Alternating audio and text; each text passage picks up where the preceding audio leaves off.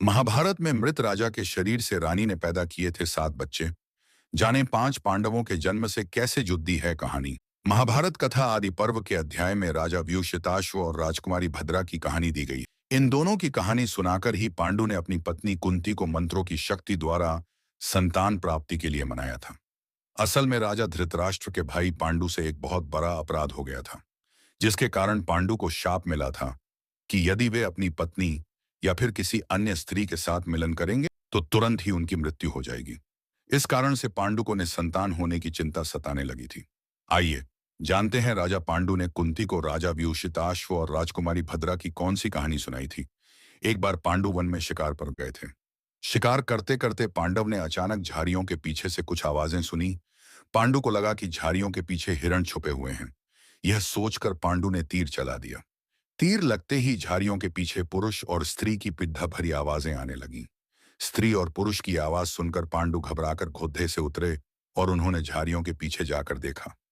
पांडु ने जब झाड़ियों के पीछे देखा कि आश्चर्य का ठिकाना नहीं रहा। असल में पांडु ने भूलवश प्रेम में डूबे एक ऋषि और उनकी पत्नी को तीर से मार दिया था। मरते मरते ऋषि ने पांडु को शाप दिया कि जिस तरह उन्होंने प्रेम में मिलन कर रहे दंपति को मृत्यु दी है, उसी तरह पांडु अगर किसी भी स्त्री के साथ मिलन करेंगे तो उनकी तुरंत ही अकाल मृत्यु हो जाएगी। पांडु को शाप देकर ऋषि दंपति दोनों ने प्राण त्याग दिए। पांडु परेशान होकर घर पहुंचे।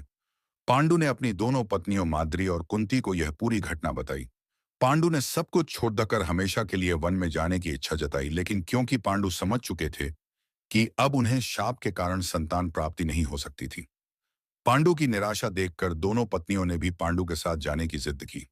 पांडु, कुंती और माद्री तीनों तप करके अपनी काम वासना को नियंत्रित करने लगे। तीनों वन में रहकर साधारण जीवन व्यतीत करते थे।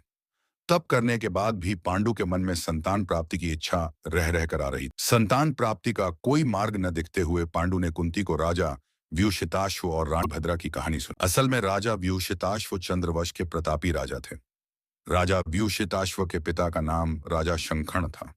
राजा व्यूश्यताश्व का विवाह सुंदर राजकुमारी भद्रा के साथ हुआ था। राजा व्यूश्यताश्व बहुत प्रतापी राजा थे, लेकिन एक गंभीर रोग की वजह से राजा व्यूश्यताश्व की मृत्यु बहुत कम आयु में ही हो गई थी। राजा व्यूश्यताश्व की मृत्यु के बाद भद्रा फूट फूट कर रोने लगी। एक प्रतापी और दयालु राजा की पत्नी की ऐसी दशा देखकर देवता भी दुखी हो गए। तभी एक दिव्य आवाज ने भद्रा को चेतना देते हुए कहा कि वे मासिक धर्म काल के 8वें या 14वें दिन मृत राजा के शरीर से मिलन करके संतान उत्पन्न कर सकती हैं। राजा व्यूश्यताश्व एक प्रतापी राजा होने के साथ ही उन्हें बहुत सी सिद्धियों का ज्ञान भी था, इसलिए उनके भीतर एक दिव्यता थी।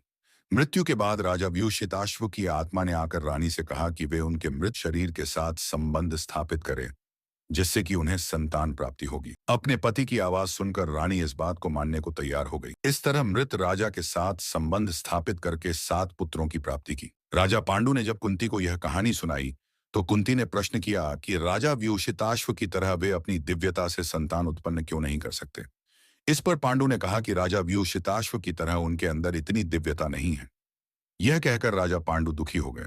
पांडु की बात सुनकर कुंती ने अपनी मंत्रों की शक्ति का प्रयोग करने का निश्चय किया, जिससे उन्हें 5 देवताओं से पुत्र प्राप्त हुए। युधिष्ठिर, भीम, अर्जुन कुंती की मंत्र शक्ति से जन्मे, जबकि कुंती ने माद्री का सहयोग किया, जिनसे नकुल और सहदेव का जन्म हुआ।